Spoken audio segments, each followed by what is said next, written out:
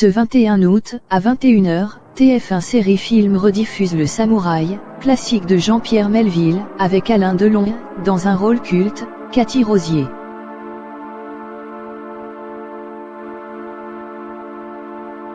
Est l'occasion de s'intéresser au destin de cette actrice rare.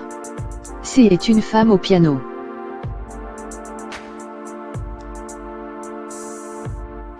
Une organiste de boîte de jazz, à la peau métissée, aux cheveux courts, au regard langoureux.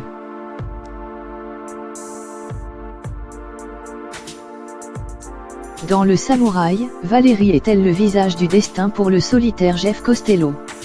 Face à Alain Delon, glaçant et impérial, C est de son interprète, Cathy Rosier, plus que de la tête des affiches féminines, Nathalie Delon, dont on se souvient.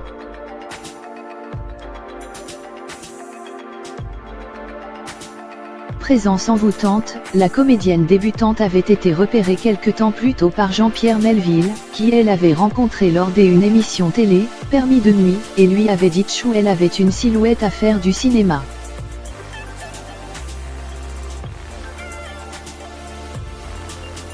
À l'époque, Cathy était mannequin pour Prise Unique.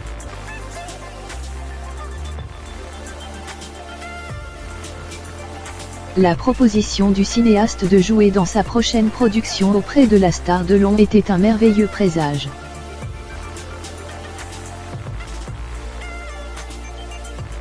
Il y eut, hélas, par la suite, plus de déception et de malheur que de confirmation de cet augure.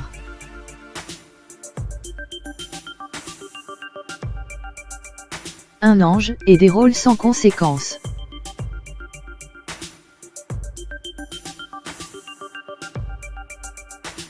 Née en janvier 1945 à Fort-de-France, en Martinique, Catherine Leroux est la fille d'un adjoint au maire de la ville, Aimé Césaire, et d'une romancière attachée à la défense des droits des femmes.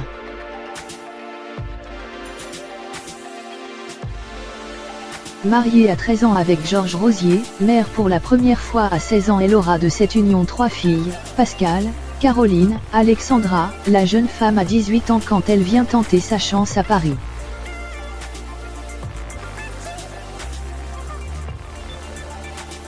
Outre son activité de mannequin, elle débute comme speakerine en Martinique.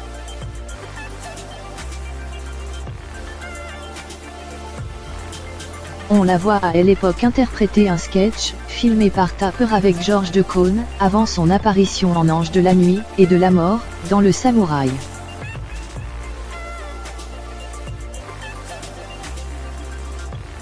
Pendant le tournage, Cathy entretient une relation avec le chef décorateur du film, François Delamotte.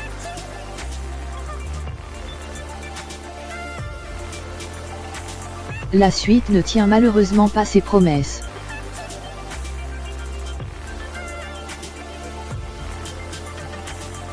Secrétaire dans une mauvaise comédie, faites donc plaisir aux amis, avec Roger Pierre et Jean-Marc Thibault, on la remarque à peine, à l'ombre de Bardot et Ventura, dans Boulevard du Rhum.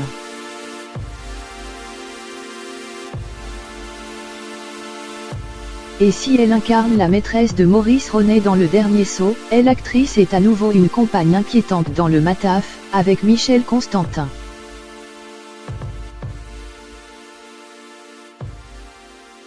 Par la suite, elle apparaît, fugacement, en danseuse indienne dans la série télé La Poupée Sanglante, puis le temps d'un unique épisode de Sam et Sally, aux côtés de Georges Descrières.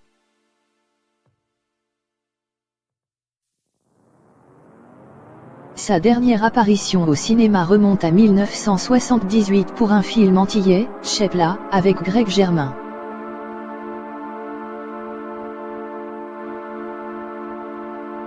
Des rôles, caricaturaux, véhiculant des clichés sexistes ou racistes, lui sont offerts.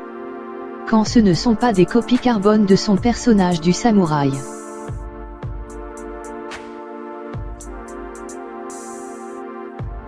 On ne me propose que des rôles de femmes mystérieuses et énigmatiques, déclarait-elle en 1976, alors que je voudrais au contraire rire et faire rire.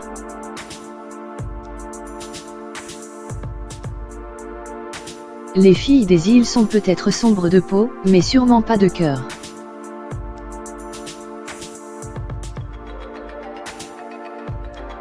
Elles aiment rire, danser, aimer.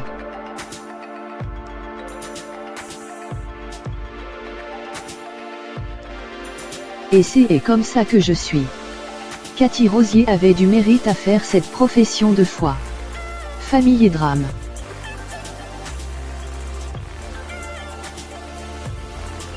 Sa vie privée lui avait, en effet, réservé une épreuve.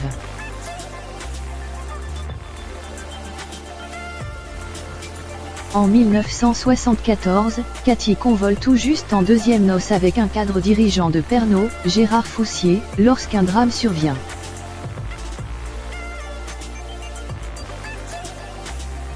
Le couple est en lune de miel aux Antilles lorsque, sous les yeux de son épouse, Foussier se noie, emporté par une vague géante.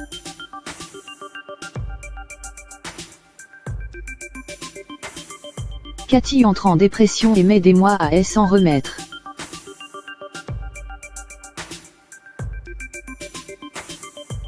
La rumeur lui prête une liaison avec Valéry Giscard d'Estaing, ministre devenu président de la République, mais c'est auprès du publiciste Norbert Lemoine que la comédienne retrouvait l'amour.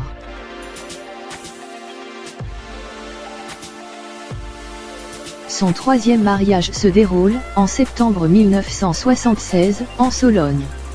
Bientôt, Cathy donne naissance à un troisième enfant, et premier fils, Mathieu.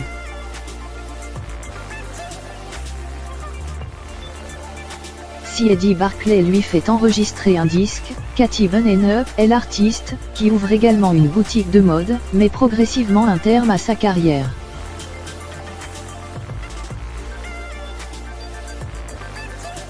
La discrétion de sa vie de famille prime sur le reste.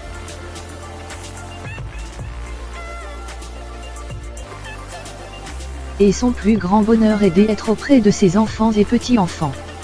Une félicité qui sera malheureusement interrompue par une nouvelle tragédie.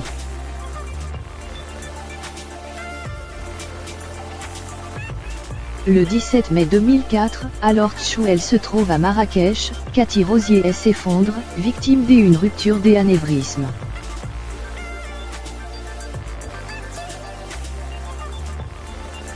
L'inoubliable Valérie du Samouraï avait seulement 57 ans.